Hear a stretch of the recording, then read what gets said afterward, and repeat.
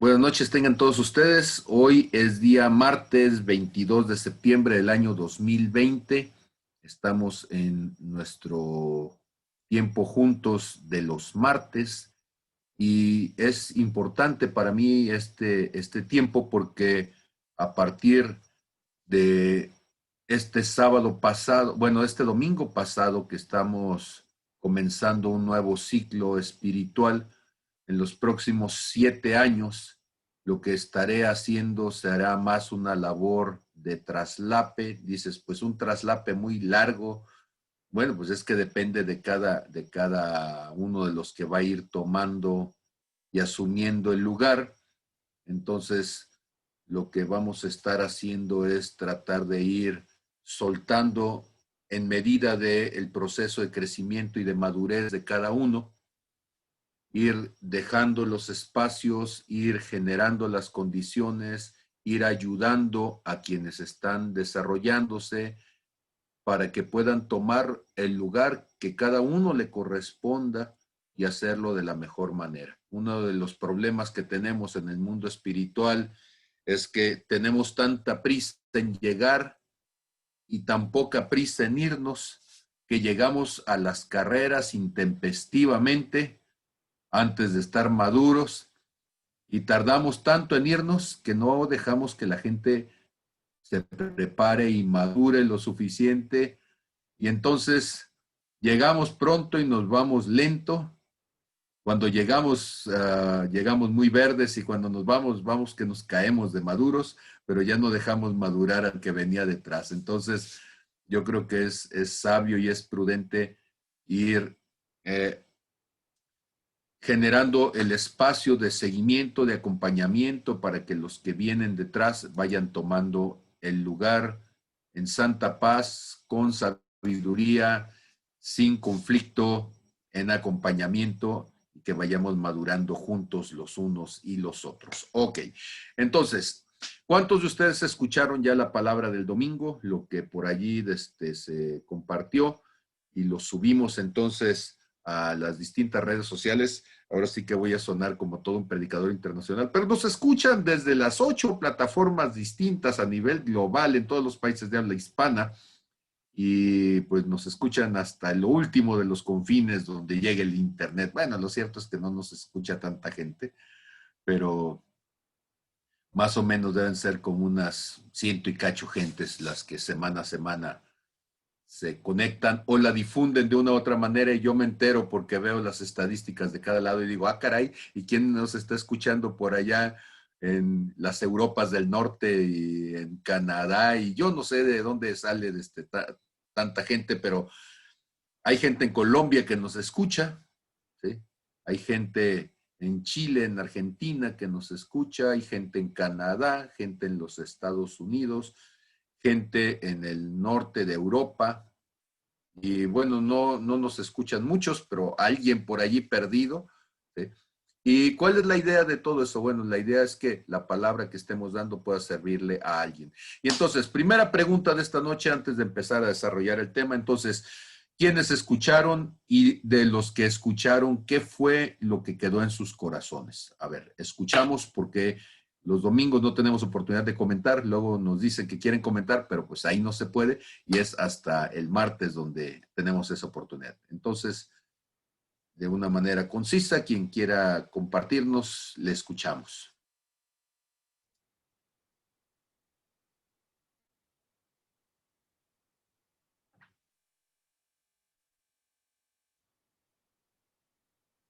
¿Alguien? Si no, mi viejo amigo.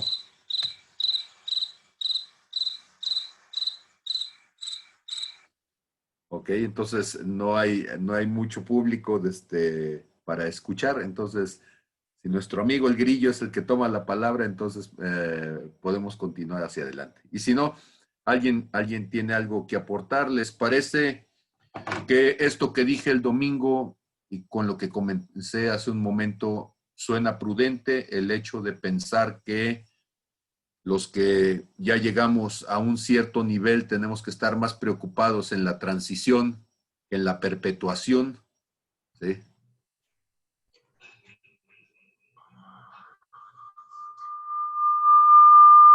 Te está viciando, Fer. Ah, Ajá. vale. Adelante, te escuchamos, doctor. Mira, a mí me llamó mucho la atención lo del domingo, porque yo no había visto a Moisés desde esa concepción, ni a María también desde ese punto de vista, ¿sí? De pronto tenía en mi mente al Super Moisés, pero no al Moisés de sus últimos años, ¿sí?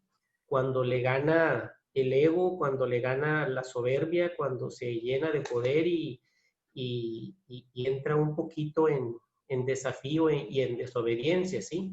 Al igual que el María, que de pronto siente que quiere algo más. Y esto sirvió de base para la decisión que vivimos este domingo, ¿sí? Cuando a mí me tocó por sorpresa, porque tengo poco tiempo de conocerte y de pronto ver que tomas una decisión demasiado valiente al ser congruente de que mucha gente dice que forma cuadros, no forma solamente ovejas, sino gente que sea capaz de transmitir en estos momentos tan fundamentales la palabra de Dios. Y mucha gente lo ofrece, mucha gente lo promete, pero no lo lleva a los hechos, ¿sí? Y si lo trasladamos a las escrituras de lo que vimos el domingo, pues por eso Moisés y ninguno de los demás llegó a ver, por decir así, la tierra prometida por Dios, ¿sí?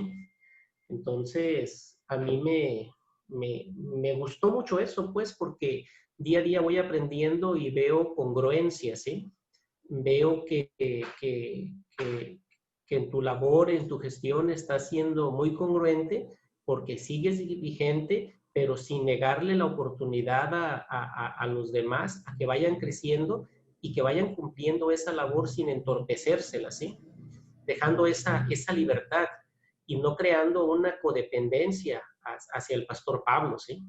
Ni convertirte en lo que tanto se critica de algunos otros pastores, ¿sí? No sé si está Juan Carlos aquí ya todavía o no, pero él ha sido una persona, un compañero muy crítico y todo, ¿sí? Que de pronto dice que algunos pastores de pronto se les olvida, ¿sí? Y hacen lo que decías en un inicio. Para mí fue muy significativo y ver la congruencia, ¿sí? Porque mucha gente promete, así como nuestro gobernante en el país que nos prometió muchas cosas y está haciendo todo lo contrario. No me quiero reelegir, pero modifico la ley para hacerlo. Entonces, tenemos una congruencia y aquí yo veo una gran congruencia. Perdón por meter la política aquí, pero de una otra manera es un compromiso muy grande el que estás tomando porque vas llevando a tus sobresalientes y dar la oportunidad. Y me encantó eso de que se pusieran las 5 familias y detrás los demás jóvenes y todo para que sientan el peso que van a cargar, ¿sí? Porque es muy fácil estar de este lado, ¿sí? Y de aquel lado está uno solo y ahora pues ya está un ejército, ¿sí? Con ese compromiso y a mí me agrada y te lo celebro y me da gusto el haber llegado ahí contigo. Gracias. Con ustedes. Gracias. Gracias y gracias por participar con esto. ¿Más quiere comentar como resultado de esto que estuvimos hablando y haciendo este domingo? Neftalí, pastor, te escuchamos. Este, honestamente, mucho de lo que se predica el domingo, bueno, es un esbozo, una continuidad de lo que se habla los martes. Y si soy muy honesto, los domingos no es un día que yo sienta que voy a alimentarme, voy más bien a tratar de dar, a tratar de bendecir a otros. Y este domingo fue la gran excepción. Eh, eh, Tocó Dios mi corazón profundamente, sentí que Pablo, el apóstol Pablo de la Biblia, estaba hablando con los discípulos de aquel entonces, hablando de sus experiencias. Y si yo sentí este domingo, eh, yo recordé algunos tropiezos que he tenido en mi vida, cómo he dejado algunas ocasiones que mi carácter se fluya más que el carácter de Cristo. Y me recordé situaciones específicas que por por proteger a estas personas, pero no ser específico, pero sí recordé más que por mí, ¿no? Situaciones en mi vida en que he tomado decisiones emocionales, en que he dejado que mi carácter tome el control sobre lo que Dios quiere hacer. Y me fui reflejado en este domingo. Creo que ya tiene tiempo Dios hablándonos de eso, pero era como si yo sintiera que fuera un aviso, y este domingo no sentí que lo dijera Pablo. O sea, yo siento que las más veces que lo has dicho ha sido como un aviso de Dios a tu vida y tú diciéndolo. Viene, ya viene, ¿no? Pero no lo sentía tan serio, tan determinante. Y este domingo lo sentí de parte de Dios completamente, Dios hablando, diciendo, esto es lo que quiero y esto es lo que voy a hacer. Y 7 años que vienen próximos van a ser un año de preparación y vayan entrándole porque no hay de otra, ¿no? Y entender cada uno de nosotros qué figura va a tener, qué es lo que nos toca hacer, ¿verdad? Porque por lo menos en mi caso siempre me pregunto en esto que Dios está haciendo, ¿qué me toca a mí? Yo creo que es muy interesante. Yo me veo un poco, si bien no en el nivel de autoridad que tú tienes, pero sí como tú en el sentido de desvanecerme un poco y permitir que quienes vienen empiecen a tomar el lugar que Dios les está dando, por lo menos dentro de la congregación. Sí, yo creo, Neftalí, que es algo muy curioso lo que Dios está haciendo con nosotros, porque realmente mi generación y la generación que ustedes representan, que eres tú, y ese mismo corazón lo veo también en Yuri, en Lalo, en Jit, el deseo de levantar a la generación que viene, fortalecerla, ¿sí? Entonces, más que pelearse con los que vienen detrás, es decir, vamos a levantarlos, vamos a fortalecerlos, vamos a dedicar el máximo tiempo, no nos vamos a estar peleando por salir más en la foto que otros, sino al contrario, vamos a desarrollar el llamado que ellos tienen. Yo creo que hay mucho que hacer, no solamente al interior de la congregación, sino creo que hay mucho que hacer hacia otras congregaciones. Hay que visitar mucho gente, hablar de lo que Dios nos está hablando, mostrarles lo que Dios nos está llevando a hacer, mostrarles un estilo de transición que no tenga que ver ni con partir ninguna iglesia, ni con salir con pleito con nadie, ni robarse las sillas, ni la bocina, ni nada. O sea, yo creo que el cristianismo se puede reproducir de maneras más pacíficas, ¿sí? y menos lesivas. Entonces, pues vamos a intentarlo, vamos a ver cómo nos sale. Me decía mi esposa, es que tú muchas veces dices que te vas a hacer un lado y le digo, bueno, es que no había cumplido los 7 años, ¿sí? Y no se había cumplido el ciclo de lo que Dios me había dicho.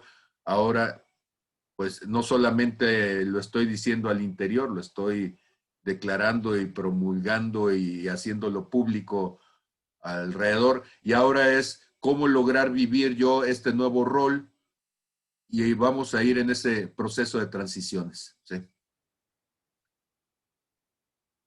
Si alguien tiene alguna opinión más, les agradeceré que lo puedan hacer.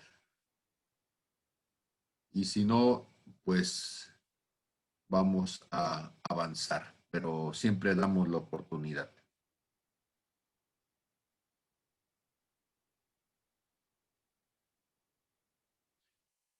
Muy bien, pues siendo así, entonces vamos a Mateo capítulo 5. Hay un documento que estoy trabajando sobre él y que ha sido motivo de reflexión ya desde hace varios días. No, siendo honesto, no lo he podido terminar como me gustaría, ha sido demasiada lectura y a veces cuando uno lees demasiado en cuestiones teóricas, luego de repente a mí me sucede que primero me faltan las palabras y luego me sobran y ya no hay yo qué poner o qué no poner, ¿sí? Y entonces una de las cosas que estoy meditando es sobre la importancia de la cultura, pero si me permiten, En el Sermón del Monte, Jesús tiene relativamente muy poco que ha comenzado a predicar. ¿Por qué digo que relativamente muy poco? Porque si ustedes van a Mateo capítulo 4, lo que se van a encontrar es a Jesús enfrentándose contra Satanás en el desierto, y luego tienen a Jesús comenzando su ministerio en Galilea de los Gentiles, llamando a los primeros discípulos, comenzando a predicar en las muchedumbres, ¿sí? Y entonces el Sermón del Monte realmente nos muestra a Jesús en la visión de lo que será su ministerio. Antes de esto nos está hablando Mateo capítulo 4 de las cosas que están sucediendo, pero no nos muestra a detalle lo que es el corazón de Jesús. Y Mateo capítulo 5, las bienaventuranzas, Jesús sube al monte, pero no solamente sube al monte, sino que hace subir al monte a los que van con él. Y cuando digo que los hace subir al monte es porque Jesús muy fácilmente podría haberse quedado a predicar en el llano y junto al río. Finalmente, pues ahí en el Jordán era donde él se había bautizado. Pero él no se queda en el Jordán, sino que los lleva a las alturas. Y quiero jugar con esta idea. Hay ocasiones en que Dios no quiere que tú escuches a nivel del llano, donde te has pasado toda una vida. Dios quiere que subas a lo alto, ¿sí? Para que desde lo alto veas las cosas como se ven desde los cielos. Y el Sermón del Monte es ese intento de Jesús de sacarnos de nuestro nivel donde hemos nacido y donde hemos crecido para llevarnos a otro nivel. Si estuviéramos ahorita como congregación y estuviéramos juntos, les diría, ya ven que siempre me gusta pedirles que repitan alguna cosa, porque eso se convierte en un fijador de la memoria, un fijador de la atención, y les diría, Dios quiere que yo deje mi condición anterior y suba a sus alturas. A ver, díganlo, y todo el mundo lo diría, yo les pediría que lo dijeran 2, 3 veces como un fijador de atención. Pero ¿qué significa ir a las alturas de Jesús? ¿Qué significa ver las cosas, sentir las cosas, vivir las cosas desde las alturas de Jesús? Yo quisiera que entendiéramos que hay una diferencia entre lo que hago hacia afuera como acción social a lo que siembro desde adentro y germina desde adentro, ¿sí? ¿Por qué es importante decirlo de esta manera? Porque cuando nosotros vemos, ¿sí?, que Jesús nos va a hablar del reino, Jesús nos va a hablar del reino como algo que hay que sembrar. Jesús nos va a hablar del reino como algo donde hay que poner una semilla. Y Jesús va a estar entonces jugando con esta idea de la semilla. Marcos capítulo 4, versos 26 y siguiente, podríamos tener nosotros a este Jesús hablándonos de esa semilla. Y dice entonces, decía además Jesús 4:26, en Marcos 4:26, así es el reino de Dios, como cuando un hombre echa semilla en la tierra y duerme y se levanta de noche y de día, y la semilla brota y crece sin que él sepa cómo. Porque de suyo, o sea, por sí misma, por su propia condición, lleva fruto la tierra. Primero hierba, luego espiga, después grano lleno de espiga, y cuando el fruto está maduro, enseguida se mete la hoz, porque la siega, la cosecha ha llegado. ¿Podrían decir conmigo, el reino de Dios es como sembrar una semilla? ¿Sí? Y entonces, si el reino de Dios es como sembrar una semilla, sembrar y cosechar es cultivar. ¿Sí? Sembrar y cosechar es como ¿qué? Como cultivar. Y la palabra cultivar es una palabra que no la valoramos lo suficiente dentro de la iglesia. Escúchenme, porque luego dicen que me pongo sociológico y me pongo filosófico, pero normalmente me pongo filológico. Lo que quiero decir entonces es que hay que rescatar el sentido del lenguaje, el sentido de los términos, para poder entender entonces qué es lo que Dios está diciendo, y al entenderlo, romper nuestros prejuicios, romper nuestros paradigmas religiosos para ver las cosas desde la perspectiva de Dios. Y entonces yo he dicho en estos momentos que el reino de Dios es como sembrar una semilla, que el reino de Dios es cultivar. Y cuando estoy hablando de cultivar, de ahí viene la palabra cultura. ¿Qué significa cultura? Cultura significa lo que se sembró y se ha cultivado en una persona. Entonces, cuando nosotros estamos hablando de cultura, no estamos hablando desde el punto de vista sociológico. Estamos hablando desde el punto de vista espiritual. Porque el reino de Dios es como una semilla que se siembra en el corazón, ¿sí? Porque el corazón es la tierra donde fructifica la semilla. Y allí, desde el corazón de las personas, cuando la semilla empieza a echar raíz, la persona no sabe cómo. Y de hecho, si yo les pregunto a ustedes cómo es que han ido creciendo espiritualmente, lo cierto es que no nos damos cuenta. Porque dice Jesús, la persona siembra la semilla y se duerme, se levanta de día y de noche. O sea, pasan los días, estás escuchando, estás percibiendo, estás teniendo una relación con Dios, pero tú no te das cuenta de lo que estás creciendo.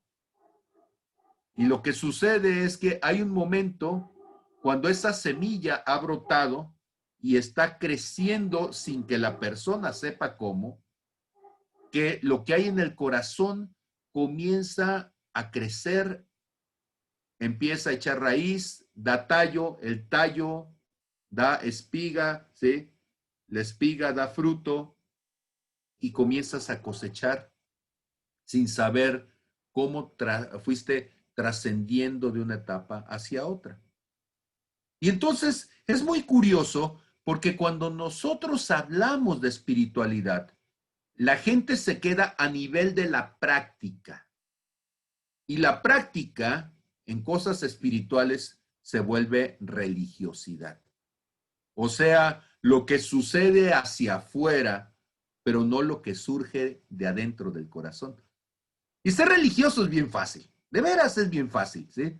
Pon cara de buena gente, aunque seas un pillo, pon cara de buena gente, apréndete 2, 3 palabras que sean rimbombantes, como, oh, sempiterno, sapientísimo, excelentísimo, oh, gracias, Señor, y cosas como esas, ¿verdad? Apréndete además 2 o 3 muletillas, como amén, gloria a Dios, aleluya, su nombre, y cosas que, no digo que sean malas en sí mismo, pero el problema es si surgen más de la necesidad de simular o surgen de la verdadera espiritualidad. Y entonces hay un problema entre lo que es una práctica social, solamente como algo que se hace para manifestar a otros, y lo que se hace desde una práctica espiritual que tiene que ver más con lo que Dios quiere de ti, lo que Dios te habla a ti, que lo que en realidad Dios está buscando y que la gente, nosotros le estamos dando más a las personas que a Dios. No sé si me explico con esto que estoy diciendo. Hay un pasaje que es muy curioso y ya se me fueron las cabras al monte otra vez, pero bueno, Moisés llegó a la presencia de Dios siguiendo una cabra, así que ustedes nunca desdeñen el poder que tiene una cabra para acercarte a Dios. Sí, entonces ustedes sigan a su cabra, no importa, sí, con que los lleve a donde se esté, que mande una zarza que no se apague, con eso ya le hicieron ustedes. Y entonces hay un pasaje que es bien interesante de esto que estamos hablando, porque se encuentra un hombre llamado ¿sí?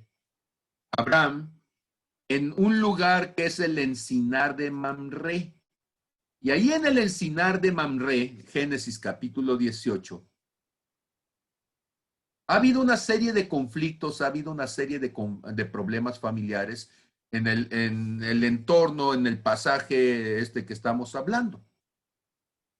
Resulta que en los capítulos previos, Dios había llamado a Abraham y había dicho que dejara su tierra, que dejara su parentela, que dejara sus costumbres, que dejara su manera de vivir, bueno, que dejara todo lo que él estaba acostumbrado, porque lo iba a llevar a una tierra que iba a ser su herencia, donde iba a fluir leche y miel.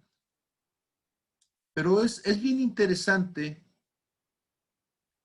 que cuando Dios lleva a Moisés, a Abraham lo lleva en ese caminar, perdón, resulta que a Abraham le cuesta dejar su parentela, le cuesta dejar su costumbre, le cuesta dejar el ámbito de lo que él ha aprendido a lo largo de su vida. ¿Alguien sabe cuál era la nacionalidad de Abraham?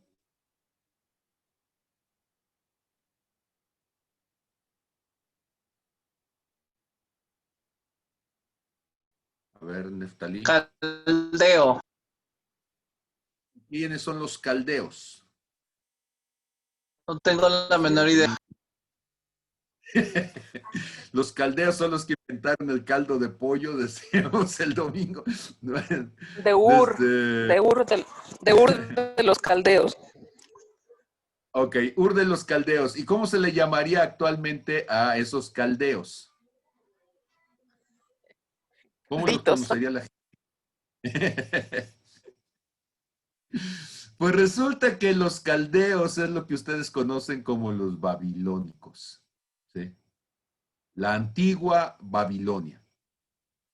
Y Babilonia, si ustedes recuerdan, es la primera gran ciudad que estamos hablando nosotros. Estamos en Génesis y ya hay una gran cultura, una gran civilización de donde Dios tiene que sacar a Abraham.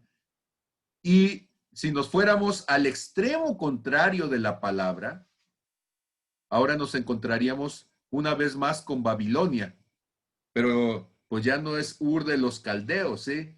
Ahora es Babilonia. ¿Alguien sabe cómo le llama Dios a esa Babilonia? ¿Se acuerdan ustedes? La gran ramera. Sí, yo sé que estamos en la gran ramera. la gran ramera. Babilonia la grande, la gran ramera. Ajá.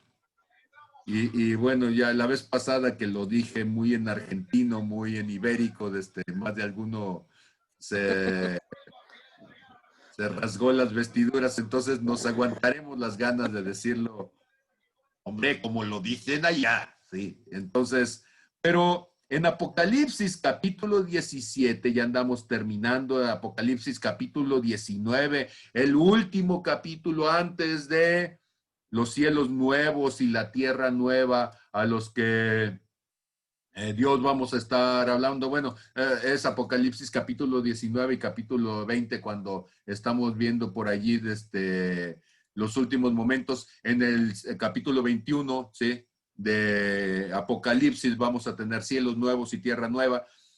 ¿Cómo le hago yo para aprenderme ciertos pasajes? Esto es nada más un comercial.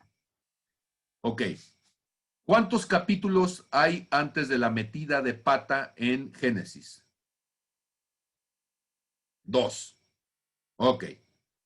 ¿Cuántos capítulos hay después de las metidas de pata en Apocalipsis? 2. ¿Sí? O sea, el capítulo 21 y capítulo 22 son los capítulos, ¿sí? Donde ya no estamos hablando de pecado, donde ya no estamos hablando de limitaciones, donde ya no estás hablando de Satanás ni demás, ¿sí? En capítulo 21 y capítulo 22, ¿sí? Ya está hablando Dios de la nueva Jerusalén, ¿sí? Está hablando de la visión eterna, una vez más el árbol de la vida y todo lo demás. Entonces, 2 capítulos al inicio de la Biblia no se habla del pecado, ¿sí? 2 capítulos al final de la Biblia no tiene que ver con el pecado, ¿sí? Capítulo 3, Dios hablando y juzgando. Capítulo 20, Dios hablando y juzgando, ¿sí? Véanlo en sentido inverso, ¿de acuerdo? Y entonces, capítulo 19, ¿qué es lo que tenemos? La gran ramera.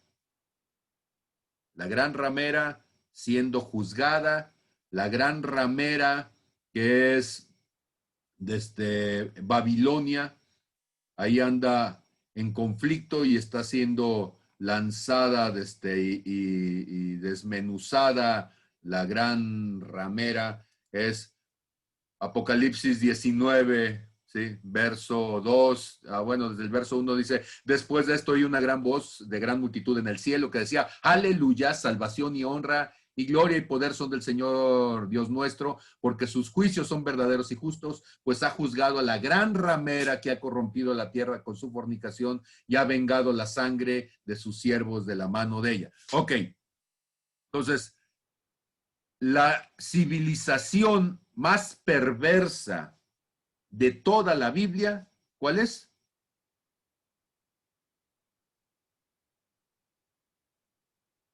Babilonia, ¿sí? Más que los egipcios, más que los romanos, más que...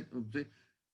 Por eso dice Babilonia la grande, la gran ramera, la pone como ejemplo de depravación. ¿Vamos bien? Perdón, se me olvidó. ¿De qué nacionalidad era Abraham? Babilónico. ¿De dónde sacó Dios al padre de la fe? De la ramera, Babilonia.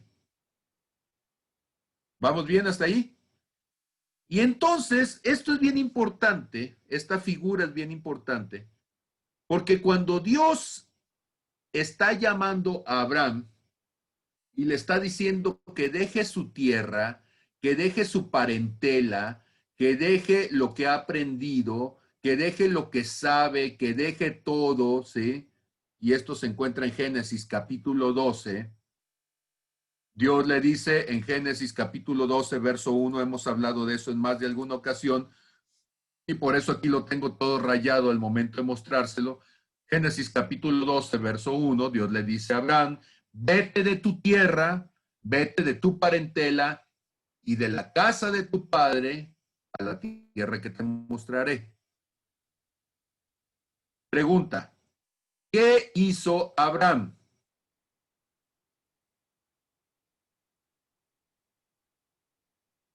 ¿Qué hizo Abraham?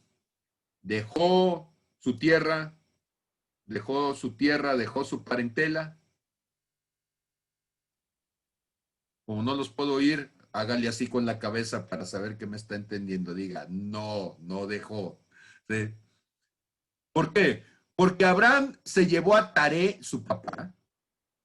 Abraham se llevó a Lot, su sobrino. Y Abraham se llevó los problemas de su vida pasada a lo que Dios le estaba diciendo, déjalo. Ahora, ojo, yo no estoy diciendo que para convertirse al cristianismo usted tiene que renegar de su familia. No, no me ponga palabras en la boca que yo no he dicho. Lo que yo estoy diciendo es que Dios le dijo a Abraham que Abraham en lo particular dejara su tierra, dejara su parentela, dejara la casa de su padre. Y entonces, si ustedes se fijan, son 3 niveles de influencia.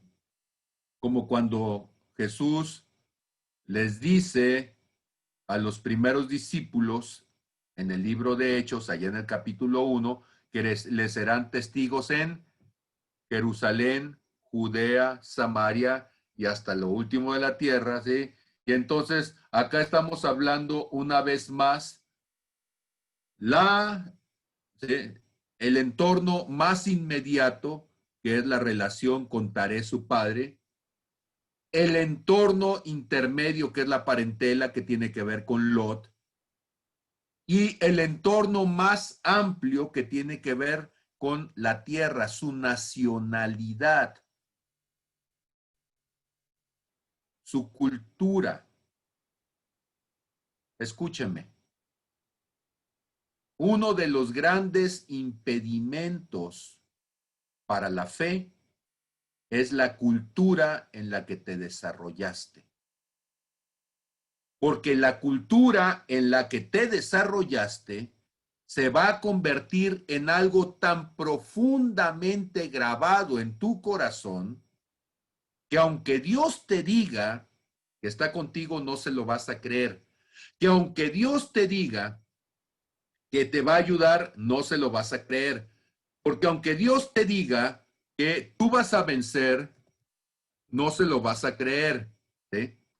Y entonces, ejemplo de eso, son ciertos espías que Dios envía en el libro, ¿sí?, de Éxodo para que vayan y revisen la tierra y anden por allí. Y ellos que dicen, no, Señor, 10 de ellos dijeron, es que nosotros éramos como saltamontes a los ojos de ellos, porque ellos eran como gigantes y nosotros éramos pequeñitos y ellos nos van a comer como pan y no vamos a poder. ¿Sí? Pregunta, ¿en dónde estaba ese problema? ¿Estaba realmente en los gigantes?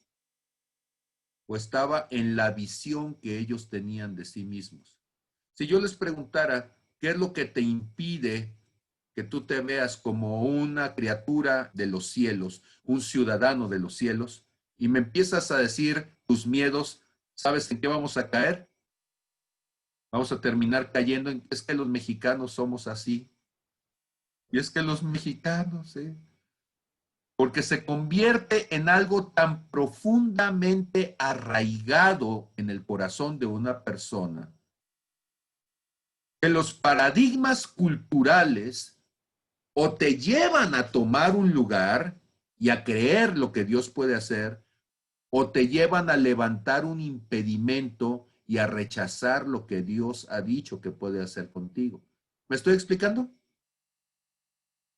Y entonces cuando Dios en Génesis, decíamos hace un momento, en el capítulo 18, se viene a encontrar con Abraham, ¿dónde está Abraham en ese momento? Abraham está en Génesis 18:1 en el encinar de Mamre, porque hubo un pleito entre Lot, ¿sí?, y él y los servidores de Lot y los servidores de él. Y entonces resulta, y eso para los que andan perdidos en el contexto bíblico, desde Génesis capítulo 13 nos dice que Abraham y Lot se van a separar, dado que tenían tanto ganado, dado que les estaba yendo tan bien, empezaron a tener conflicto entre ellos. ¿Por qué? Porque culturalmente vemos la riqueza como algo que nos separa, y entonces en la envidia de decir, ¿qué van a comer mis ovejas? Ya estamos pensando en quitarle el otro al pasto, quitarle el otro el agua, porque es parte de esta cultura. Ahora le llamamos nosotros el neoliberalismo, ¿sí? Suena, decía hace un momento el doctor Fernando, que de repente hablamos de política, todo es político en la relación humana, ¿sí? Y entonces, de repente usamos la relación del otro y la relación con el otro para descalificar. Y tenemos a Abraham descalificándose con Lot y Lot descalificándose con Abraham, o cuando menos los siervos. Y una pregunta, ¿a dónde se va Lot? Lot se va al llano, a las llanuras cerca de Sodoma y Gomorra, ¿sí? Cerca de Sodoma, de hecho. Se va a vivir a la ciudad misma de Sodoma, que está en la llanura, junto al río, lugar de pastos, lugar de abundancia de agua, que implica menos trabajo, implica mucho más fruto, implica mucho más comodidad. ¿Y a dónde se va Abraham? ¿Se acuerdan ustedes? ¿A dónde se va Abraham?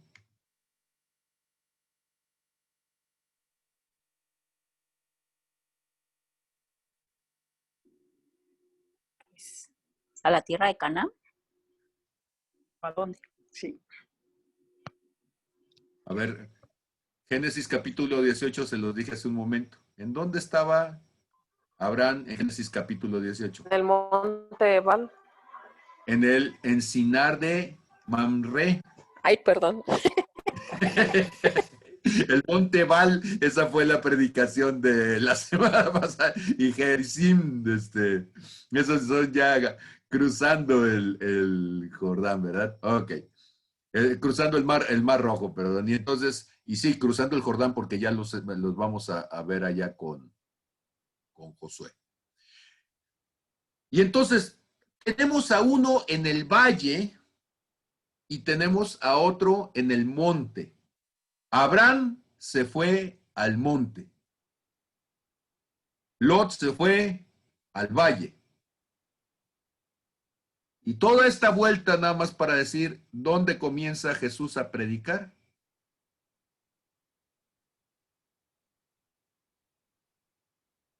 Jesús en Mateo capítulo 5, que era donde estábamos, comenzó a predicar en el monte. Predicar en el monte espiritualmente significa lo que Dios le había dicho a Abraham. Deja tu tierra, deja tu parentela, deja tu familia. O sea, para predicarte en el monte, yo necesito que salgas del nivel donde te encontré. Que salgas del pensamiento donde te conocí. Que salgas de la manera de pensar, de los paradigmas, de los comportamientos, de las normas sociales que te regían. Y te vayas entonces al monte, porque escúchame, los llanos están más ocupados, junto al río siempre hay más gente, y en los montes pelones hay que trabajar más, y la gente no le gusta, prefiere irse mejor a donde haya que trabajar menos. Por eso hay mucho más gente en los valles y el índice de población es más alto, la densidad demográfica es mucho mayor, porque entre mayores facilidades, entre mayores comodidades haya, mayor cantidad de gente va a estar allí. Y entonces Jesús, que es alguien que entiende este principio, él siempre nos va a decir que salgamos del llano, ¿sí? Por ejemplo, en Mateo capítulo 7, versos 13 y 14, Jesús les va a decir, entren por la puerta estrecha, porque ancha es la puerta y espacioso el camino que lleva a la perdición, y muchos son los que entran por ella, porque estrecha es la puerta y angosto el camino que lleva a la vida, y pocos son los que la hallan. Si yo en lugar de decir puerta estrecha y puerta ancha, buscara otra figura, no sé, monte y valle, entonces podría decirte, entra por el monte, sube al monte de Dios, porque cómodos son los llanos, espaciosos los caminos, sin mucho problema que llevan a la perdición, y son muchos los que llevan a ellos, pero incómodo, difícil, escarpado es el monte, angostas las veredas, antiguos los caminos que llevan a la vida, y son pocos los que le dan por subir, andar como cabra trepándose al monte. ¿Cómo vamos hasta ahí? ¿Todo el mundo bien? ¿O ya los logré perder? Y entonces, si van conmigo en esta serie de ideas, hablar acerca de la vida espiritual es un cambio cultural. ¿Qué es la vida espiritual? Es un cambio cultural. Lo voy a volver a decir. ¿Qué es la vida espiritual? Es un cambio cultural. no se trata solamente de lo que haces, porque eso es exterior. Se trata de cómo se transforma lo que tú eres, el concepto que tienes de ti mismo, la visión que tienes de esta vida temporal y de la vida eterna, la visión que tienes de quien está junto a ti y en lugar de ser un contendiente, un adversario, se convierte en tu hermano, se convierte en íntimo tuyo. ¿Me estoy explicando? Eso implica un cambio profundo de lo que somos. Un cambio de cultura implica entonces una transformación profunda, no solamente de lo que hacemos, sino de los motivos por los cuales lo hacemos. La cultura se va a convertir entonces en algo abstracto que se concretiza en la vida de una persona. O sea, si yo te preguntara, ¿qué es tu cristianismo? La respuesta más adecuada sería, mírame y a través de lo que yo hago, tú vas a saber lo que es.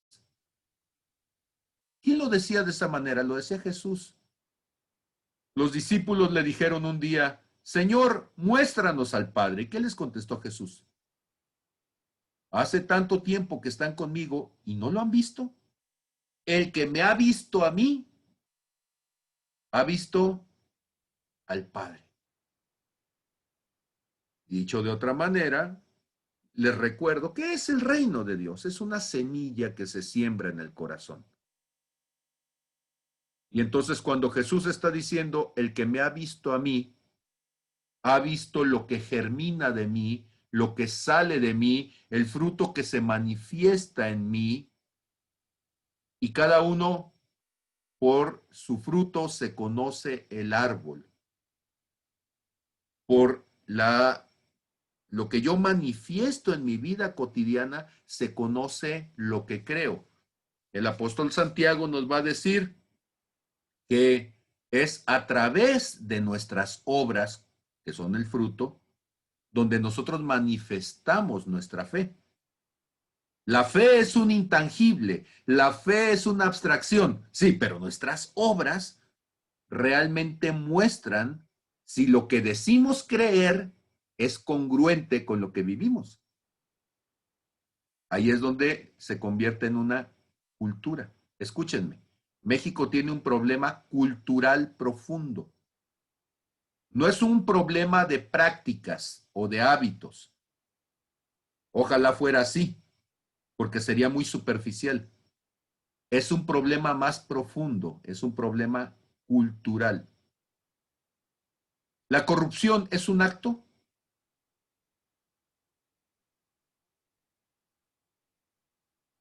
Ojalá fuera un acto, pero el problema es que es parte de la cultura.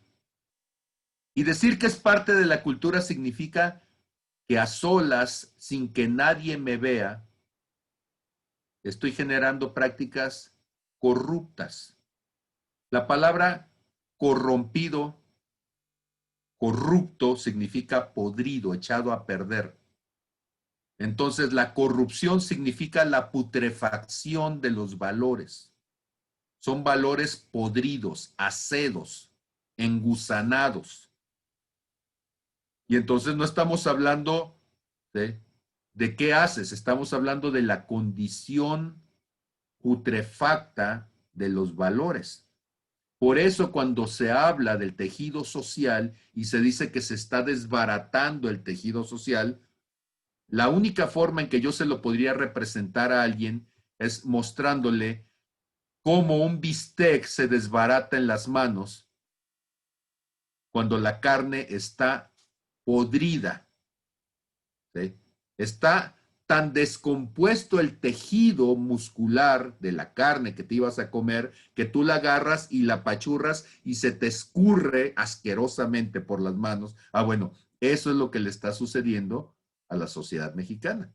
Pero no solamente a la sociedad mexicana, la corrupción ustedes la van a encontrar en muchas otras partes porque es parte de la cultura del ser humano cuando vivimos sin Dios que nos pone en esta constante contradicción contra nosotros mismos a buscar regenerarnos y sanar de la putrefacción de nuestro corazón. Entonces, si la cultura es una abstracción, a esa abstracción le llamamos fe. Por la fe entendemos que lo que se ve es hecho de lo que no se veía. O sea, lo que se ve son nuestros actos y es hecho de lo que no se veía, que son nuestras convicciones profundas, nuestra creencia en Dios. Jesús nos tiene que llevar desde el llano hasta el monte para obligarnos a salir de nuestra comodidad, para irnos a una mayor elevación espiritual en esa búsqueda de Dios. Y entonces, cuando nosotros pensamos en la cultura, yo les preguntaría, ¿cómo le hacemos nosotros para poder entonces generar cultura? Yo no quiero formar una iglesia. Una iglesia es un asunto, perdónenme si alguien se ofende, pero una iglesia desde lo natural es inútil. Porque la iglesia representa pautas exteriores. La iglesia como lugar de reunión representa un espacio de sociabilización, un espacio para el descargo de la conciencia, un espacio para buscar novias si estás chamaco, porque ahí debe de haber muchachas que se porten bien, un espacio donde hacer negocios y que te paguen, eso es lo que esperaría el que va a vender, porque se supone que los que están ahí no son drogueros y no roban, entonces es un buen espacio para venderle lo que sea a la gente, ¿sí? Un espacio para pedir prestado, porque son tan misericordiosos que te van a prestar y luego les va a dar pena cobrarte, entonces es buen negocio ir a una iglesia a andar pidiendo. Pero a mí no me interesa generar un espacio así, porque un espacio así, en medio de la contingencia de lo que sea, llámese COVID o llámese cualquier otra cosa, se desmorona de la noche a la mañana, como se ha desmoronado en tantos lados. Entonces, ¿qué necesitas generar? Necesitas cultivar el corazón de una persona. Ok. ¿Cuál es el término sociológico para eso? Cultura. Sembrar la semilla de la palabra de Dios, cultivarla en el corazón de la persona para que dé fruto. Sociológicamente a eso se le llamó cultura. Y entonces, la cultura del reino va a ser un espacio cargado de códigos simbólicos. ¿Qué significa? ¿Qué es un código simbólico?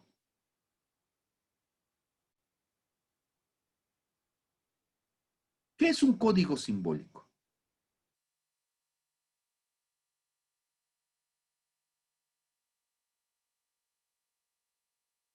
Alguien me hizo favor de criticarme porque sembré Biblias. Bueno, ellos dicen que las enterré y eso es demoníaco porque eso lo hacen los satánicos. Yo tengo un problema con ese argumento, perdónenme mi formación, primero en la matemática y luego en la parte filosófica y luego en la parte espiritual, total de que terminé todo desfigurado del cráneo, ¿sí? Entonces, el argumento de que los satánicos hacen algo y tú no lo debes de hacer, los satánicos duermen, por favor ya no te duermas, pero los satánicos respiran, ya no respires también, los satánicos también comen, ya no comas, por favor, los satánicos se visten, entonces tienes que andar encuerado, no, pero hay satánicos que se encueran también, y entonces tú dices, ay, qué caramba con los satánicos, ¿sí? Porque entonces resulta que si el argumento es que no hagas algo que un satánico puede hacer, pues entonces, pues ya ni siquiera puedo decir que te suicides porque también los satánicos se suicidan, ¿sí? Entonces, ¿qué puedes hacer? Nada. No, bueno, hay satánicos inútiles que no hacen nada. Qué caray. Pues entonces, escúchenme, el argumento de lo que el otro hace no es el argumento adecuado, sería la intención con la que el otro lo hace. Porque si el otro lo hace para lastimar el corazón de Dios, tú no lo hagas con esa intención. Come para agradar a Dios. Trabaja para agradar a Dios. Ten amistades para agradar a Dios. Porque eso no lo hace el satánico lo hace para ofender. La diferencia no es el hecho, no es el acto en sí. La diferencia es la actitud. ¿Van conmigo? Y entonces, Cuando nosotros estamos hablando de códigos simbólicos, estamos hablando entonces de aspectos, de referentes que tienen un alto valor, sentido y significado para nosotros. Por ejemplo, es una cultura el darle gracias a Dios, ¿cierto? ¿Cuántos de ustedes le dan gracias a Dios antes de comer? Bueno, ¿cuántos lo hacen después de comer? ¿Cuántos lo hacen durante la comida? ¿Cuántos lo hacen después de haber comido? Y entonces el asunto no es el momento. Si yo digo, Señor, gracias, antes del primer bocado, una vez yo escuché algo de un viejito que me discipuló, ¿sí? Y él decía que él nunca oraba antes del primer bocado y yo se me quedó esa mala costumbre. Si ustedes quieren, por lo irónico que se me hizo, ¿sí? Porque él decía que había veces donde tú orabas, ¿sí? Antes de comer y no habías probado el bocado y tú no sabías si darle gracias o pedirle favor y misericordia a Dios, ¿verdad? Y hay comida que más que dar gracias dice, Señor, aliéntame mientras soy sacudido.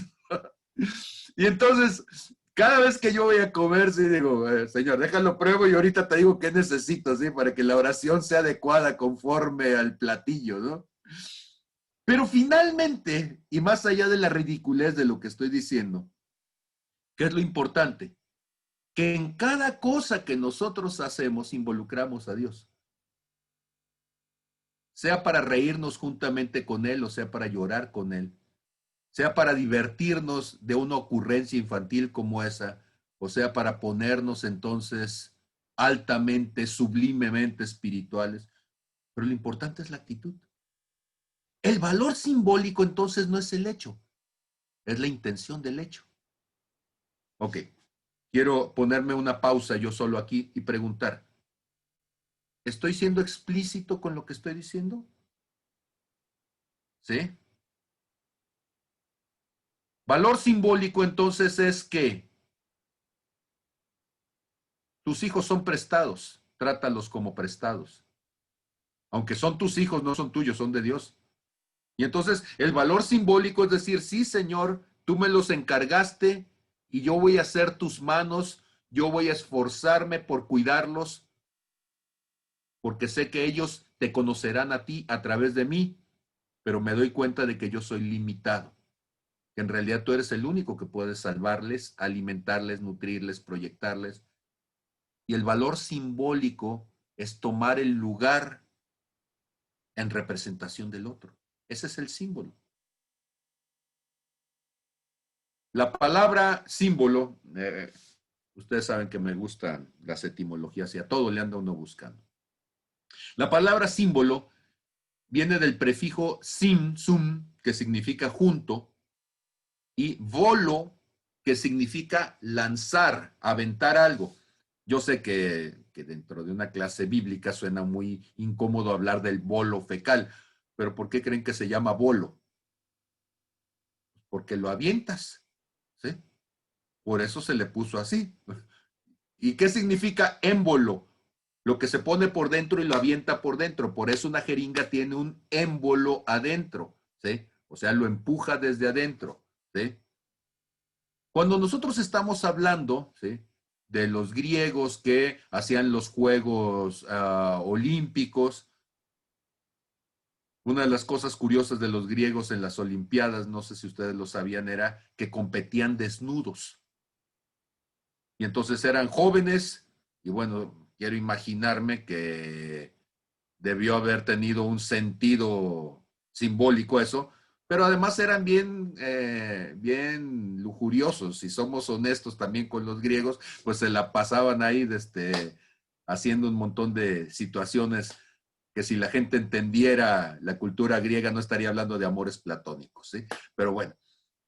Y entonces, ¿han visto ustedes el discíbolo?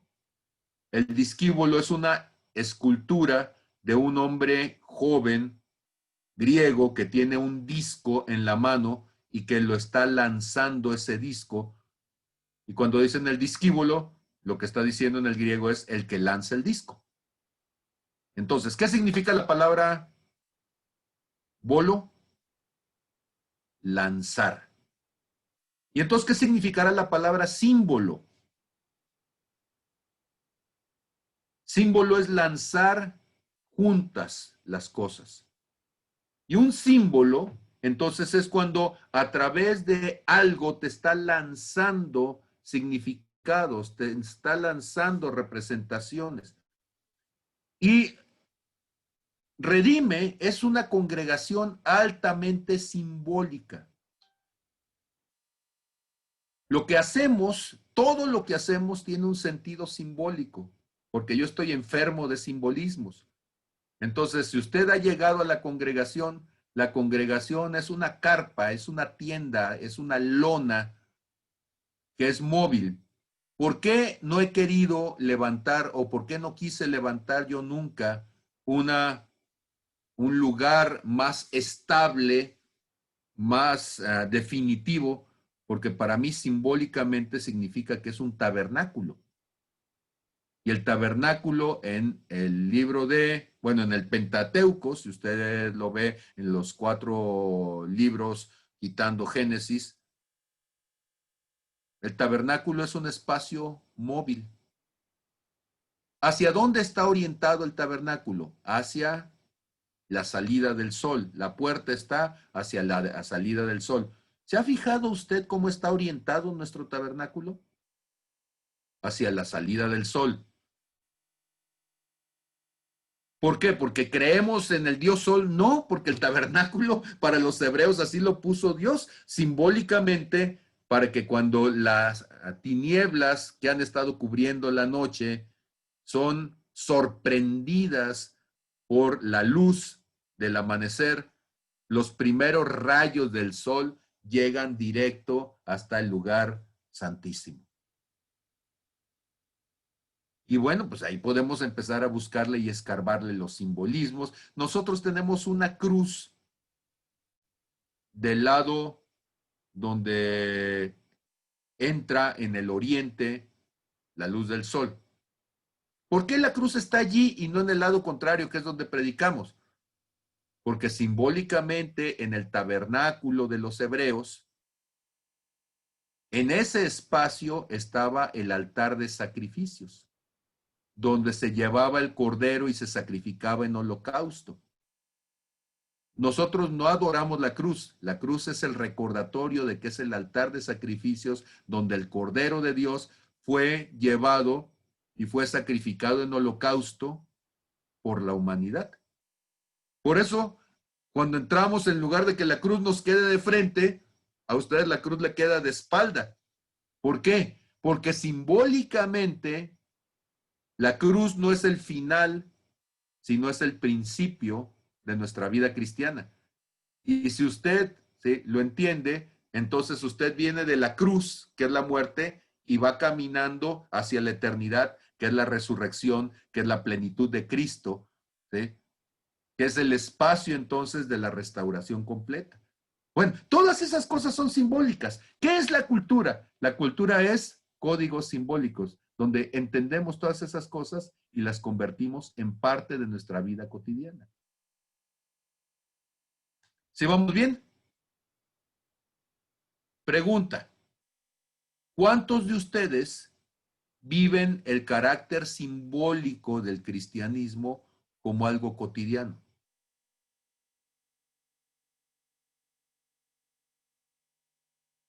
Y cuando estoy diciendo que vives el carácter del cristianismo, significa que más allá de solo una práctica, se convierte en parte de tu vida.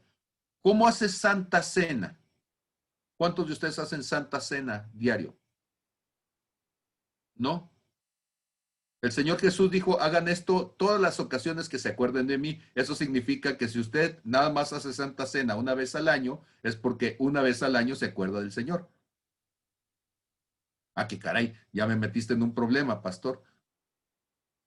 Lo que está diciendo no es que agarres el vino y agarres el pan, porque si te comes el pan, literalmente hay una transustanciación y la harina se convirtió entonces en una célula animal y ya es efectivamente carne, y el vino dejó de ser vino para convertirse en sangre. Y dice uno, es el carácter simbólico. ¿De qué está hablando?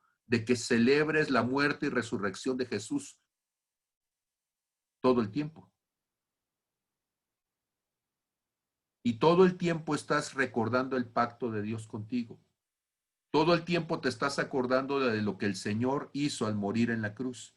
Todo el tiempo estás retomando que Él murió por ti para que tú puedas vivir por Él. Y entonces todos los días tú recuerdas el pacto, todos los días te fortaleces en Él. ¿Me estoy explicando lo que estoy intentando decir? ¿Sí? Ahora, ¿cuál es el problema? El problema es que el símbolo en sí mismo es oscuro. Oscuro significa que el símbolo, si no tenemos cuidado, se convierte en un impedimento para la verdadera revelación. Porque la gente piensa que por hacer el símbolo, con eso ya lograste la revelación de Dios. Pero el símbolo solamente es figura y sombra de las cosas celestiales. El símbolo solamente es el pretexto de parte de Dios para llevarte en la meditación de Dios a entender una verdad espiritual. Por eso dice que el símbolo es figura y sombra de las cosas celestiales, para que te recuerde, para que te enfoque, para que te dirija, para que se convierta en un ayo, en una guía en tu propia búsqueda de la revelación de Dios. Y entonces, el compartir esos códigos simbólicos, ¿sí?, te va a permitir comunicarte eficazmente con otros cristianos, no solamente con otros cristianos, te va a permitir comunicarte eficazmente con Dios. ¿Cuál es la posición adecuada para orar?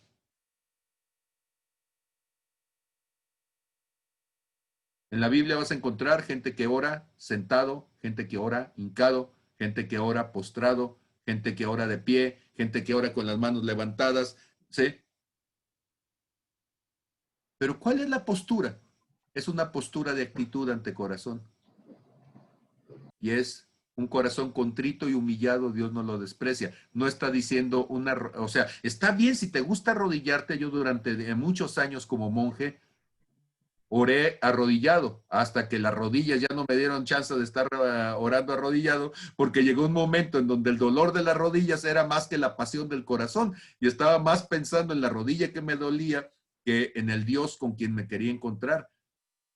Y entonces se convirtió más en un estorbo que en un motivador.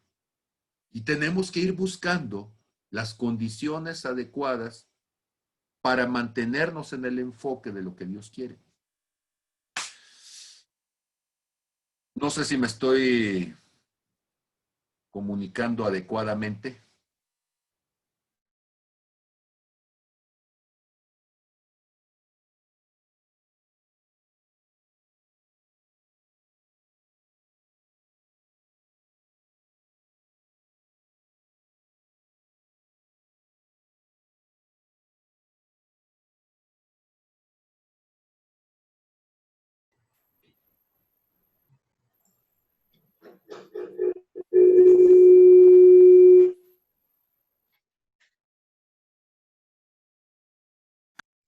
Creo que esta fue la acción de Pablo, ¿es así?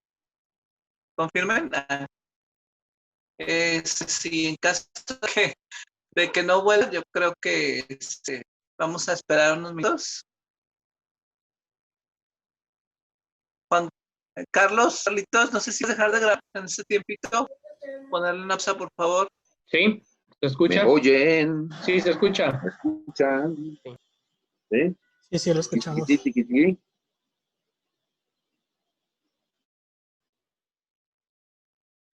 Ok, perfecto. Y entonces me voy a hacer como el apóstol Pablo cuando Eutico se le cayó de la ventana y se le murió y ahí va y empezó a orar por él y dijo, a mí nadie me deja hablando, ¿sí? Así que lo despertó y otra vez a seguirle con la parte de la predicación donde se quedó. Y entonces, aquí se nos fue el internet en casa. como siempre sucede con la lluvia, siempre hay una sorpresa de algo cada vez que llueve. Pero yo quisiera entonces que se entienda, que quede muy claro este asunto de la importancia que tiene que nuestro cristianismo vaya más allá de solo una práctica para convertirse en un estilo de vida, para convertirse en nuestra cultura, para convertirse en algo que se ha enraizado en nuestro corazón y que se manifiesta en todo lo que somos, decimos, hacemos, pensamos, compartimos.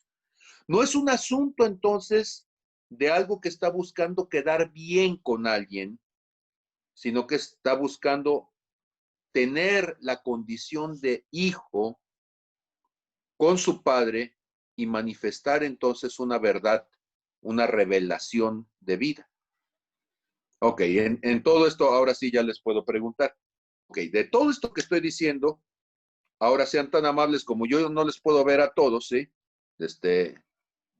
Primero porque no todos tienen su cámara, pero la segunda porque nada más alcanzo a ver aquí a 7 gentes con la cámara encendida, y entonces más bien si pudieran hacer el comentario ustedes, y yo seguramente voy a escuchar al que esté hablando. Entonces, ¿qué me dicen ustedes de todo esto que estoy diciendo hasta aquí? Ya tengo hablando entonces cerca de 1 hora 10 minutos. ¿Sí? ¿Qué piensan de todo esto?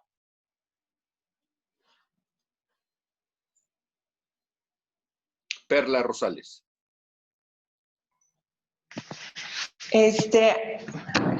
Hace unos 15 días creo que te comentaba esta parte en la que no sé si lo volví a considerar por la situación que se dio con Marifer, con la sobrina de Chisco. Y yo te decía cómo muchas veces me ha tocado escuchar a pastores hablar de principios de reino, pero sin vivirlo. Y ponemos mucha carga sobre la gente y hablamos de manifestaciones y hablamos como muchas reglas, pero no lo hacemos. E incluso te decía, yo creo que mi tarea en estas semanas va a ser ponerme a leer los evangelios y ver qué era lo que Jesús me enseñó, porque Él me enseñaba como con ejemplo. Entonces, algo que de lo que yo te comentaba era que parte de nuestra cultura o de nuestra realidad o nueva realidad, por decirlo así, después de esta pandemia debería de ser en parte el servicio, que es algo que veo mucho y que digo, ¿dónde estamos? Te hablaba acerca de la donación de sangre, porque ha sido algo con lo que se ha batallado. Si batallamos para juntar a 3 personas, esta vez que decían que como mínimo 15 personas fue un caos. De hecho, yo creo que llegamos a juntar como 7. Entonces, yo honestamente en mucho me he preguntado cómo estamos viviendo o cuál es mi cultura de reino vivencial más que una cultura de reino que me hayan querido imponer o enseñar. Entonces, creo que nos hemos ido muchas veces más sobre un extremo en lugar de llegar al equilibrio del que Jesús nos enseña. Y para mí ha sido hasta cierto punto, no sé si decir preocupante, porque siempre uno de mis dichos es, necesito vivir el cristianismo que planteo dejarle a las próximas generaciones, a mis generaciones. Entonces, partiendo de ahí, como que las situaciones que se han dado en la pandemia sí me han llevado a preocuparme y decir, ¿qué tipo de cristianismo estoy viviendo y qué tipo de cristianismo le voy a dejar a mis hijos? Ok, déjame preguntarte, cuando decimos el cristianismo del reino, hay mucha gente que vive un reino, ¿sí? Un cristianismo de reino, nada más que no sabe si es del reino animal, ¿sí? Sí, porque en el reino animal, pues el pez grande se come al chico, ¿no? O ha de ser del reino fungi también, porque los hongos son bravos, ¿sí? Y acaban hasta con las bacterias. Y entonces hay gente que su reino es el reino fungi, ¿sí? Y son unos hongos aprovechados y violentos hacia los demás, ¿sí? Y donde quiera caen parados y donde quiera aún con poca luz, ellos de todos modos se adueñan del espacio, ¿eh? Sí. Pero entonces el asunto es que debería ser el reino de Jesús. Así es. Pero ¿cómo poder identificar entonces quién es el rey? Bueno, hay un principio que es un principio topológico bien simple, y es quién está en el centro. Se habla de que hay sistemas en la cosmología como intento humano de la comprensión de la naturaleza. Hay un tiempo en donde la Tierra era el centro del universo, ¿sí? Luego se convirtió al Sol en el centro del universo. Bueno, a ese modelo, pues es el modelo heliocéntrico, ¿sí? Donde el Sol es el centro. Y luego se fue cambiando el concepto. Actualmente, pues ya ni siquiera podemos decir que estamos en el centro, en la Tierra, ¿no? De hecho, estamos en los suburbios del espacio, ¿sí? Estamos en los suburbios de nuestra propia galaxia y de todo lo existente. Pero, ¿cómo saber quién está en el centro de la vida de una persona? Hay un sufijo en el español que es el sufijo ismo, que significa relativo a. Y entonces cuando decimos alguna cosa que termina con ismo, estamos hablando de que es relativo a. Y se me ocurre, por ejemplo, egoísmo, ¿sí? Y entonces, egoísmo, ¿qué significa? Pues que todo gira alrededor del yo. Y entonces es el reino del yo. ¿Por qué la gente? Mira, tampoco tenemos que ofendernos mucho, ¿sí? O sea, tú tienes una persona que es egoísta, egocentrista, egolatra, ¿sí? O sea, se idolatra a sí mismo, es el centro de sí mismo, vive para sí mismo. ¿Cómo le puedes pedir a una persona que es el centro ella misma de todo, que sirva a alguien más cuando el otro ni existe? ¿Sí? Okay. Entonces el problema no es que no sirva, porque la persona en su no servir a otros simplemente está manifestando cuál es la condición de su corazón, cuál es precisamente su pauta de vida o lo que estoy diciendo ahora, qué ha sido cultivado en él, cuál es su cultura. Sí. Y entonces, ¿qué tenemos en el cristianismo? Pues tenemos que en realidad no es un cristianismo. A ver, caray. Entonces, cristianismo significaría ismo relativo a... Y Cristo, entonces cristianismo tendría que significar, digo, etimológicamente cuando menos, que Cristo es el centro, pero hay mucha gente que no es cristiana. Va a la iglesia. ¿Sí? ¿Por qué no es cristiana? Porque su fe no está en Cristo, su fe está en sí mismo. Entonces, su fe, su doctrina es el egoísmo.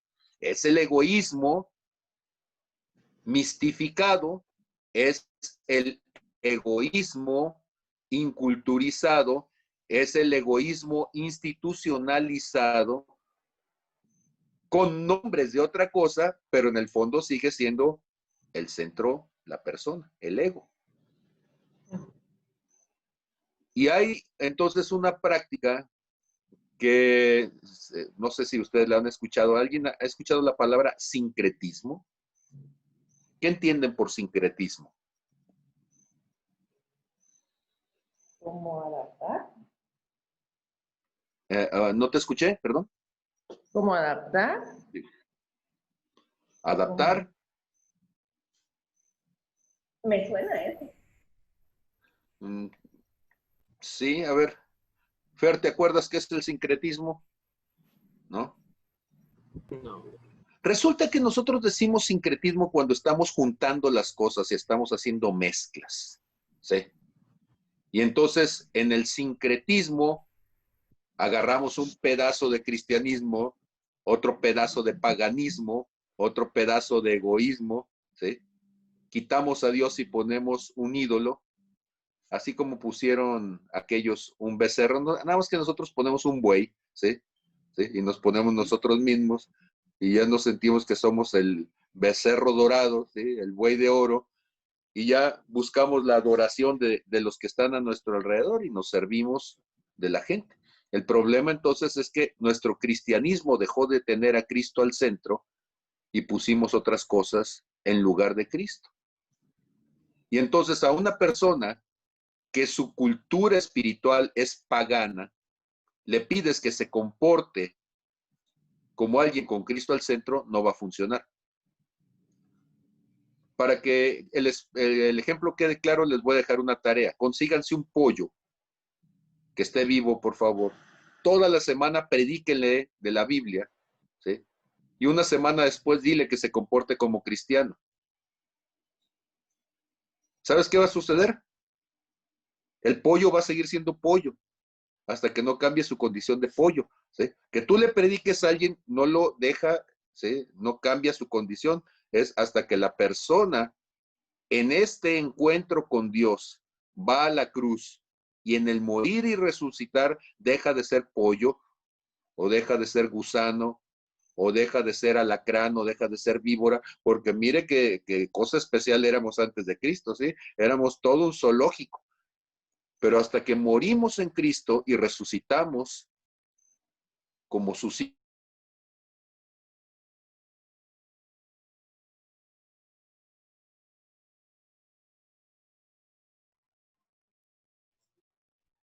¿Se fue otra vez? Se congeló.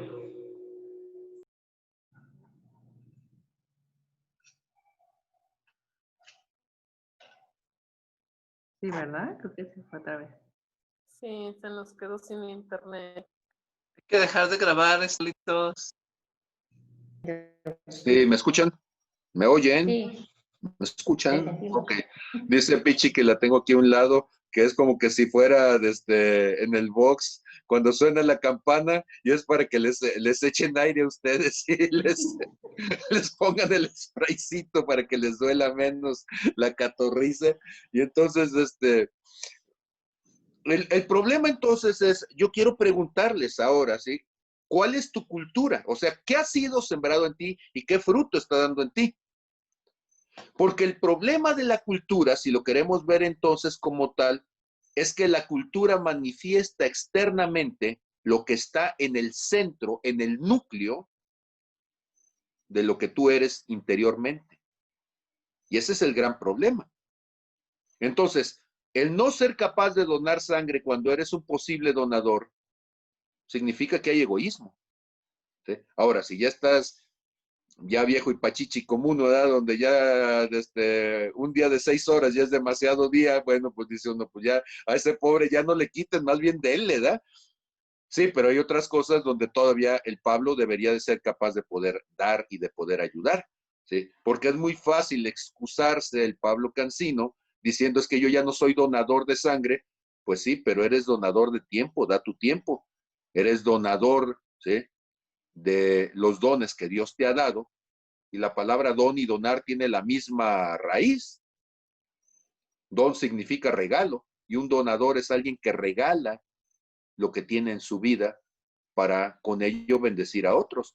Y entonces el problema es que en la cultura del egoísmo ya no estoy buscando dar, ahora estoy buscando recibir, ya no estoy buscando bendecir, ahora estoy buscando beneficiarme, ya no estoy buscando nutrir a otros, estoy buscando servirme de otros, ya no estoy buscando llegar a un puesto de servicio dentro del cuerpo de Cristo, ¿sí? Estoy buscando servirme de Dios en ese puesto, perpetuarme en los puntos de explotación del poder. ¿Me estoy explicando lo que estoy queriendo decir? Y ese es el problema entonces. Ahora, yo estoy queriendo entrar en una nueva etapa. ¿Cuál es la nueva etapa? La de viejito gruñón. No sé si me va a dar trabajo entrarle, pero bueno, me voy a esforzar, ¿sí? Porque los viejitos gruñones, ¿sí? Son los que les toca estarle diciendo a los chamacos, no, mijito, así no es, no, tenga cuidado, no cometa los errores de mi generación, ¿sí? ¿Por qué? Porque resulta que la primera gran tentación cuando uno suelta es otro que agarre y que diga, ahora sí, tanto tiempo estuve esperando, matanga, dijo la changa, ¿sí? Y a que me bajen de allí, ¿sí? Y el problema es que necesitamos sacudir el cristianismo, y ando queriendo terminar entonces esta noche con los comentarios, porque comenzamos diciendo esto: ¿qué piensan ustedes de lo que sucedió el domingo en nuestro tiempo juntos, cuando el Pablo Cancino dice es tiempo de un cambio de roles y donde empecemos a soltar para que otros vayan tomando el espacio? En las culturas madereras del norte de nuestro continente, donde cuidan sus bosques, por cada árbol que tumban, tienen que estar pensando en sembrar otros tantos más, que sea suficiente para que llegue un momento en donde el bosque no desaparezca, sino está replantando. Pero en nuestra cultura depredadora de acá de más abajo, ¿sí? Tú dices, es tiempo de talar, tálenlos todos, ¿sí? Y se deforesta y se pierde entonces la riqueza, ¿sí? El bioma que se había generado en un cierto entorno. Entonces nosotros estamos pensando en cómo tenemos que ir talando poco a poco los árboles que somos más viejos, pero en medida de que los árboles más jóvenes vayan tomando el espacio, vayan tomando el lugar y vayan madurando adecuadamente. No se trata de tumbar a uno y decir, usted viejillo ya no sirve, ¿sí? Váyase a su casa, porque ahora nosotros somos la nueva generación. Pues será el Cártel Jalisco, ¿verdad? Seguramente. ¿Sí? Pero en Cristo tendríamos que pensar en hacerlo diferente. Ok, entonces, antes de que el sistema me vuelva a sacar ahora sí, el viejillo, a escuchar. ¿Qué dicen ustedes, oh generaciones jóvenes y pudientes, ¿sí? Cristianos de la nueva etapa espiritual? A ver, Neftali, ya te vi que extendiste tu dedo y eso ha de querer decir que vas a poner el micrófono. No hice con extensión, estaba dando acá, pero está bien. Híjole, la mensaje de hoy es muy clave porque nos comienzas mostrando la intención de Jesús de llevarnos más alto. Para el mundo, para las personas, el liderazgo del mundo y aún el liderazgo que se predica dentro del liderazgo. Déjeme quitar permítame.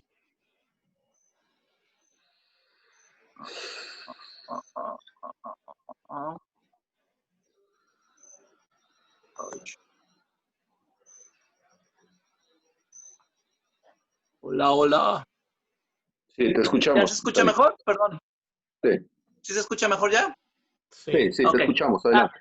Les decía yo que me dejas reflexivo porque el mensaje que hoy nos compartes nos comienzas diciendo que Jesús al predicar en el monte, haciendo una comparación entre cómo Dios sacó a Abraham del llano y lo subió al monte, tú decías que Jesús quiere llevar más alto y en el mundo, aún el liderazgo que se predica hoy en las iglesias cristianas modernas es entre más seas visto, entre más tengas fama, tengas una posición acomodada, entonces quiere decir que tú estás avanzando como líder.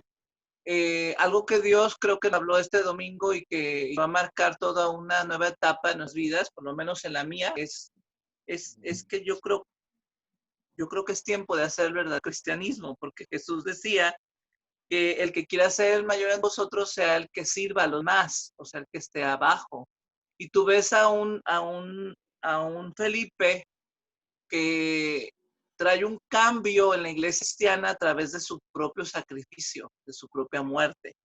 Tú ves situaciones como esas en la iglesia cristiana y que estos apóstoles no trascendieron por sus grandes logros, porque aunque el apóstol Pedro pudo predicar y a 5,000 se convirtieron, en realidad el apóstol Pablo, en medio del sacrificio que muestra constantemente, trae una revolución a la iglesia a través de esa forma de pensamientos. Yo creo que hoy nos dejas, por lo menos a mí me dejas muy reflexivo, pensando en qué es más alto, qué en realidad significa para Jesús llevarnos al monte. Aunque significa más esfuerzo, significa hacerlo a su manera completamente, significa hacerlo correctamente.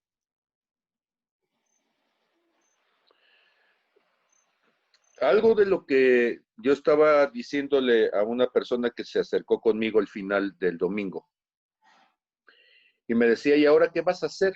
¿Sí? O sea, en esta etapa, ¿qué se supone que vas a hacer? Y yo le decía, es que ahora, en este subir al monte, Abraham se fue y estuvo solo en el encinar de Mamre, y eso significa entonces que más que buscar a la multitud, hay que buscar a la soledad cada vez más.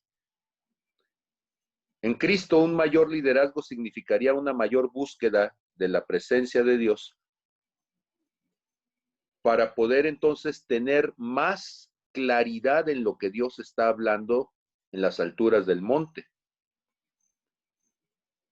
Y entonces resulta que mucho del trabajo que hay que hacer con las multitudes, y lo digo con el sano respeto, de repente se convierte en un cierto distractor para hacer cosas que el viejillo ya debería de hacer. Pues el viejillo ya no puede andar de un lado para otro. Bueno, pues que se meta a su cuarto y se ponga a orar las horas que puede tener cierta conciencia de todo, ¿no? Y entonces, curiosamente, parece ser que entre más creces, más buscas el reflector, como dice Neftalí, cuando en realidad entre más alto estés llegando, menos deberías de buscar ser visto. De manera que si solamente voy a ministrar a una persona en el día, a uno solo, tenga una palabra tan clara, parece que voy a hablar, ¿sí? No por lo que me diga, sino por lo que ya Dios me haya dicho a mí. Y entonces ese es el gran reto del Pablo Cancino ahora, o debería de ser el gran reto, ¿sí? Pasar mucho más tiempo tratando de entender lo que Dios está hablando en el monte, que todo el tiempo que pasa uno en el llano, arreando el ganado del llano, ¿sí? Entonces, acá arriba no hay tanto ganado, hay menos, ¿sí?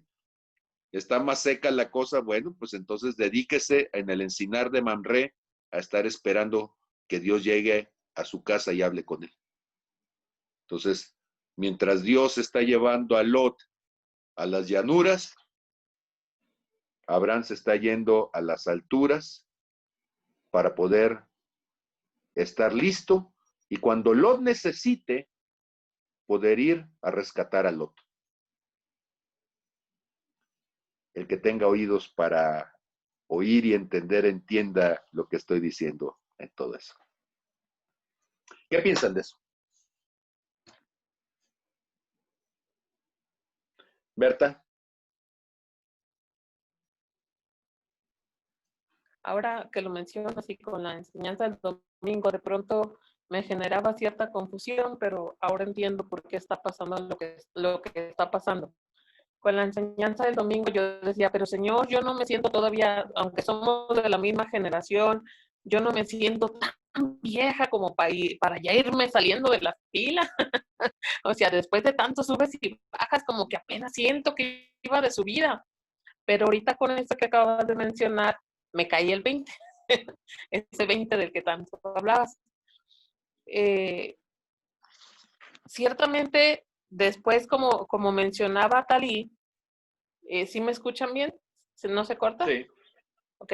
Sí, adelante. Como mencionaba Talí,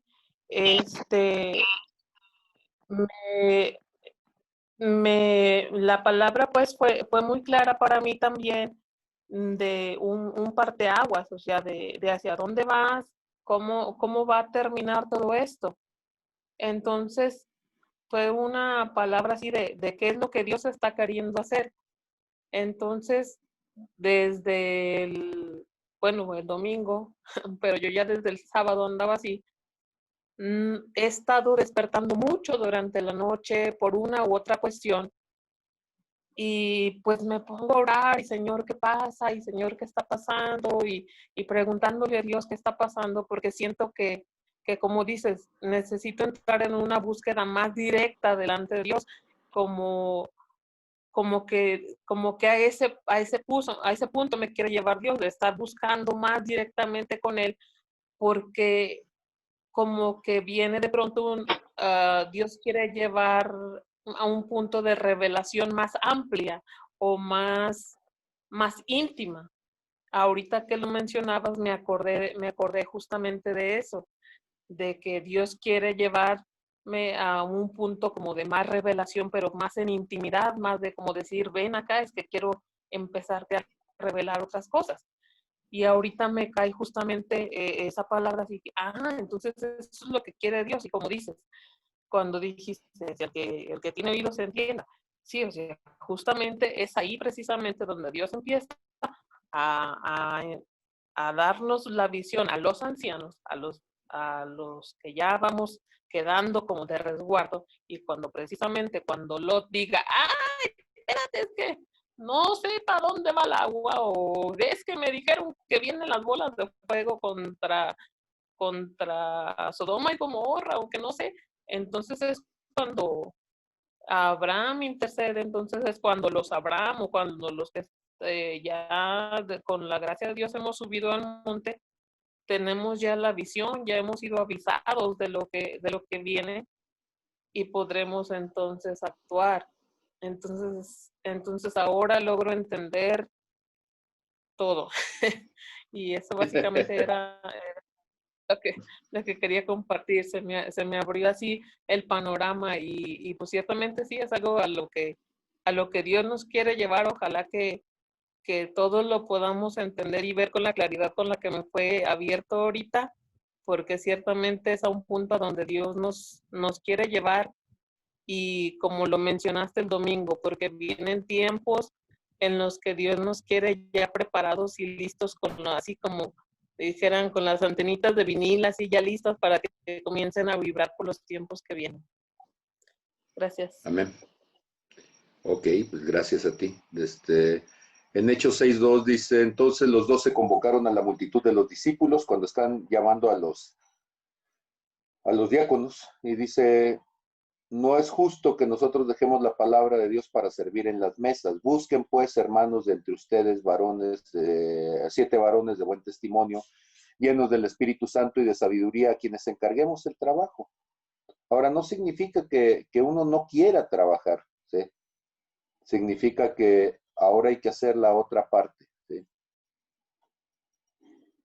Y eso es dejar unos lugares para que otros tomen esos lugares, y entonces tomar los que Dios nos está llamando a eso, el orar, el interceder, el ser consejeros de los otros, ya no los responsables de la toma de decisión, porque entonces no dejas el lugar, sino empezar a ser cada vez más consejeros y menos responsables de la decisión, que es quien está al frente de la gente. Por ahí va la cosa. Entonces, no sé si al decirlo de esta manera les causa menos inquietud. No significa que uno va a tirar la toalla, no significa que uno va a agarrar la parte de la esquina para entonces echarle aire al que está boxeando y darle agüita y decirle ánimo, sí, pero uno está viendo la pelea y está diciendo, mira, el otro ya está respirando difícil, o ya pégale más en la ceja, o pégale dale un golpe más en la quijada, porque ya aflojó la guardia, ¿sí? Por ahí van las cosas entonces. Yo espero que este asunto de pensar en la cultura, de pensar qué está en el centro y quién está en el centro, qué surge de nuestro corazón, ver la cultura desde una perspectiva distinta, nos ayuda a ver las cosas en otra dimensión. Amén. Entonces, dado que ya tuvimos 2 de 3 caídas sin límite de tiempo, vamos a terminar aquí antes de que una vez más se vuelva a ir la señal, y creo que lo que había que decir ya ha sido dicho. Amén. Espero sus comentarios. Sus comentarios, aunque ustedes no lo crean, me ayudan profundamente a entender cómo es que se está escuchando la palabra. Sus comentarios me ayudan a saber si la manera en la que estoy hablando está mostrando lo que Dios está poniendo en el corazón. Entonces, les agradeceré, me lo hagan saber. No importa si es un rollo muy largo, ¿sí? Y yo les contesto más breve, bueno, yo me compenso porque hablo durante hora y media, 2 horas, ¿verdad? Entonces ustedes me echan un rollo de 5 minutos y ya con eso estamos a mano. ¿De acuerdo? Entonces, Dios les bendiga a todos. Gracias, gracias Carlitos por el apoyo de siempre estar grabando. Gracias a eso no se perdió completamente entonces la clase. Les pido disculpas a nombre de mi conexión, pero bueno, pues ella es autosuficiente y autodeterminada y hace lo que le da la gana cuando ella quiere. Entonces, Dios les bendiga a todos y muchas bendiciones. Estamos pendientes entonces. Gracias. Gracias. Y aquí, desde el teléfono ahora, aquí les damos la bendición. Bye. Nos vemos. Amén, bye. Bye.